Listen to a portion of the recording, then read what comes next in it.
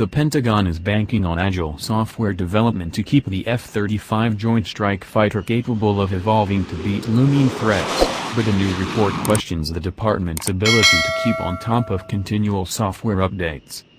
In 2018, the F-35 program shifted to an agile software development model, known as DevOps among coders and as continuous capability development and delivery, C2D2, within the program. The goal, according to program leaders, was to push out incremental software improvements and corrections to past deficiencies on a quicker pace rather than implementing a large update once a year or so. However, Robert Beller, the Pentagon's independent weapons tester, characterizes the current schedule for C2D2 as high risk and said the program office is struggling to stay on schedule, he said in an annual report published January 30 by the Operational Test and Evaluation Office. The current Continuous Capability Development and Delivery (C2D2) process has not been able to keep pace with adding new increments of capability as planned, the office's director wrote. Software changes, intended to introduce new capabilities or fix deficiencies, often introduced stability problems and adversely affected other functionality. Under the C2D2 construct, F-35s are said to receive software updates every 6 months. That leaves little time to test out the new code, often resulting in significant bugs being discovered in the field, Beller wrote. To prove out new software, the program office intends to rely more on modeling and simulation tools like the Joint Simulation Environment, which emulates high-end threats. However, the &E report states that the Pentagon needs to adequately fund these simulation tools, and that as of the writing of the report, no significant changes to the F-35's existing laboratories or simulation environments had occurred, the report said. A spokesperson for F-35 Joint Program Office did not immediately respond to a request for comment. In a statement, Lockheed Martin said that the F-35 is the most lethal, survivable and connected fighter in the world and that the company was driving down costs and improving reliability. Here were the other big takeaways from the report. ALICE is still problematic. The F-35's logistics system, called the Autonomic Logistics Information System, or ALICE, is used for many functions, including mission planning, ordering parts and diagnosing maintenance issues.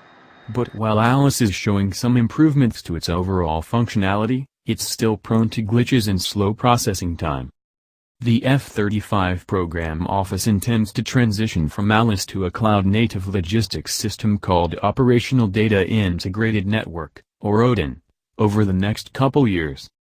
Unlike ALICE, which was developed by Lockheed Martin, ODIN will be government-owned and co-developed by the Defense Department and Lockheed, with the first batch of ODIN hardware expected to be delivered this year, the Joint Program Office said in a January 21 statement. A full ODIN capability is to be fielded in December 2022.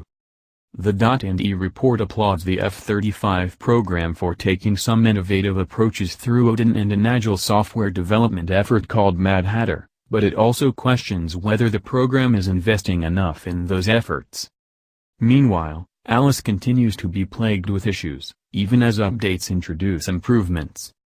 ALICE remains inefficient and cumbersome to use, still requires the use of numerous workarounds, retains problems with data accuracy and integrity, and requires excessive time from support personnel, the report stated. As a result, it does not efficiently enable sortie generation and aircraft availability as intended. Users continue to lack confidence in ALICE functionality and stability. Although &E noted that users reported faster processing times for certain functions like pilot debriefing or extracting propulsion system data from portable memory devices, response times for other functions became slower. A new software update, ALICE 3.5, was planned to be released last October, but was delayed to January 2020 due to a number of deficiencies. Once it is fielded, ALICE 3.5 might help improve assessments of the F-35's stealth coating and lower the time it takes to process data from the production aircraft inspection reporting system. However, .ND urged the F-35 program to do more to correct ALICE's electronic equipment logbook data, which follow spare parts through the supply chain and frequently contain errors that need to be corrected by maintainers in the field. That process remains a major Alice degrader, frequent source of user complaints, and a major Alice administrator burden, the report found. Things are looking hopeful for the joint simulation environment. Last year, the Defense Department announced it was delaying the full-rate production decision for the F-35, which was slated to occur in December and now won't occur until January 2021. Although Lockheed is already manufacturing F-35s at what is considered full rate, as it delivered 134 jets in 2019, the department's formal sign-off on the full-rate production is an important, symbolic signifier that the program has made it past operational testing and is now mature. The problem is that operational tests won't be complete until the F-35 is put through its paces in the joint simulation environment, which allows the Pentagon to conduct simulated evaluations of the F-35 in a range of high-threat scenarios. And the JSE won't be ready until July 2020, according to .NE. However, the F-35 program office looks like it is on track to meet that timeline.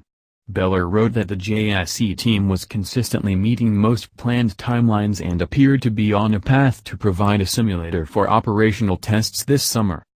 The team made slow progress in 2019, with integrating F-35 in a box software, a simulated representation of the F-35 air vehicle and its aerodynamic performance, but that progress improved as the year went on, and the work is likely to meet requirements, .NE stated. The report also pointed to progress on correcting JSE problems concerning weapons, sensor functions and overall JSE stability.